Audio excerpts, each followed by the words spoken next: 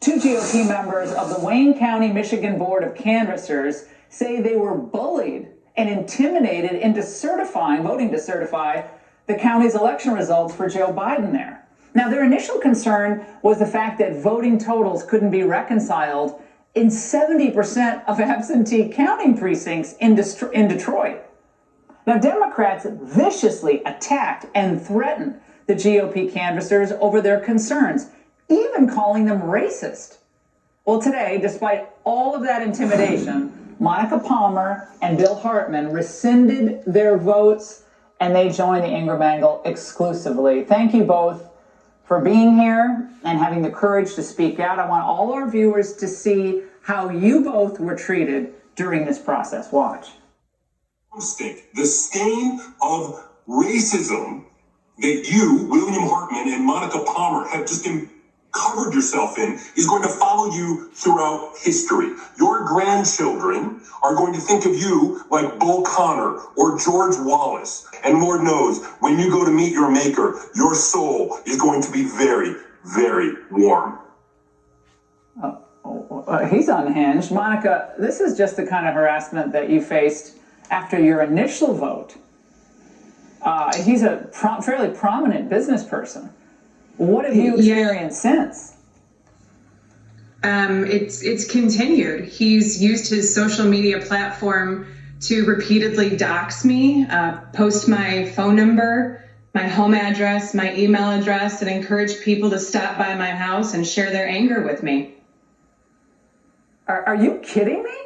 So this man with all of his money and all of his business contacts and all of his social media decides to pick on you in what social media has said is you can't do, and to frankly put your life in danger.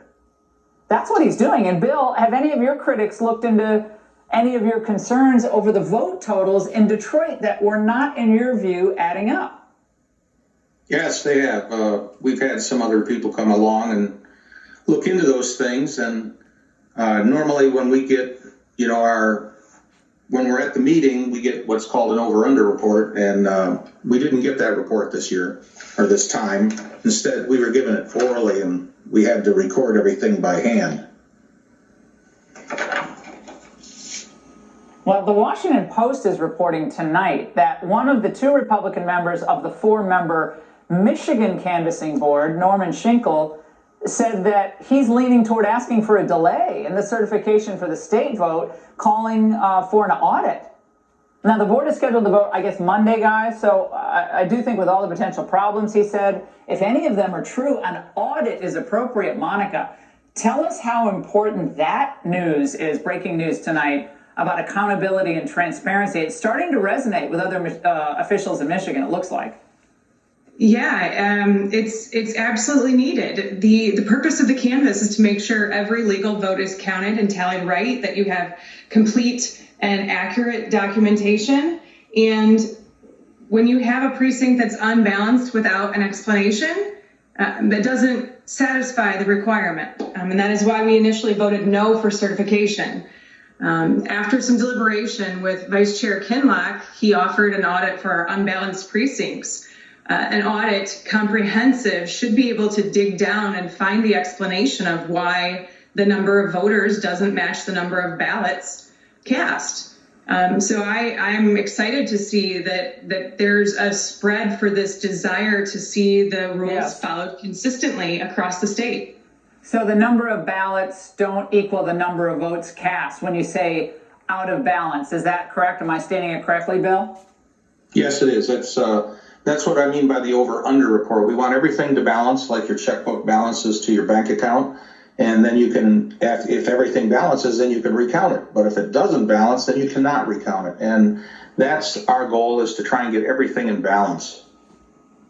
Well, again, Monica, you wrote in your affidavit that after the vote, public comment period began, and dozens of people made personal remarks against you and Bill. The comments made these accusations of racism, threatened you and your members of your family.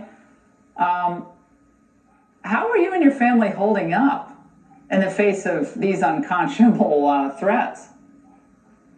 I'm very lucky to have a supportive family. They're behind me 100%. They believe that I'm doing the right thing, and we're just taking it one day at a time and being thankful for each other. Reached out to my parents. They're a little concerned, rightly so, with what they're seeing in the news and on social media. So we're just doing the best we can to stay safe. And Bill, very, very quickly, are there any local reporters, state reporters in Michigan who find what's happened to you and Monica to be very distressing? And curious about your allegations of these discrepancies. Right. We've had a lot of reporters ask us for interviews. We've held off because of counsel said at this time we shouldn't give interviews. My attorney, Mark Mandel, told me not to make it, to give any interviews. Yours is actually like the first one. So we're trying to wait until and see what happens with the State Board of Canvassers. And that's a breath of fresh air that you just announced. Well, I mean, it seems like it's an obvious that this should happen. And here's a hint to the Wayne County Canvassing Board. If you're going to have a Zoom call, you got to turn the mute off, okay? Because the people couldn't hear what was being said. That was a cute little mistake as well. Monica and Bill, thank you for giving the exclusive to the Ingram Angle. We take every allegation seriously, and we take every concern from people who know this world of canvassing and counting and the process very seriously. And we really appreciate your courage as American citizens in speaking out. Thank you.